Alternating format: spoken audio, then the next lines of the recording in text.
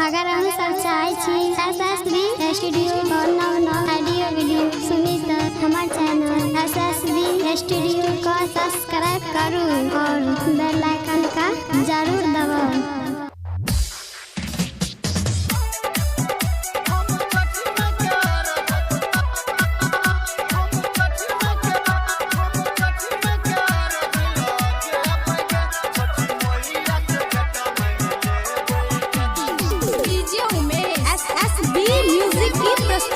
सुखीपुर बाजार हम छठी में क्या रजिला के बगे अपना तेरा पलौंडा नाचे बगे हम छठी में क्या रजिला के बगे अपना तेरा पनटुआ नाचे बगे होत भिनसर अरग चढ़े बगे छठी मैया से बेटा मांग ले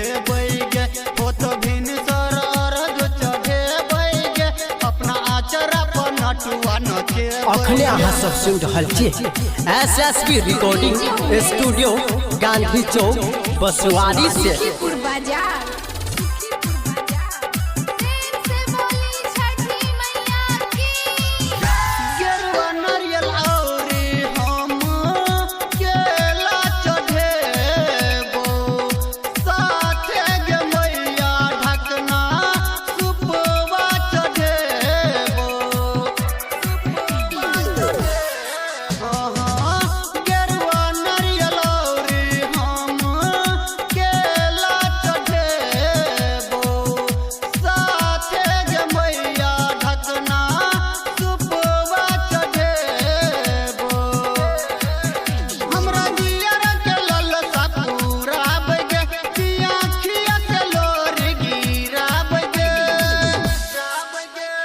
भिनसर अर्घ चढ़े बैगे छठी मैया से बेटा मांग ले बैगे होत भिनसर अर्घ चढ़े बैगे अपना आचरा पर नटुआ नचे बैगे। अखने अहाँ सब सुन रहल छी SSB रिकॉर्डिंग स्टूडियो गांधी चौक बसवाड़ी से।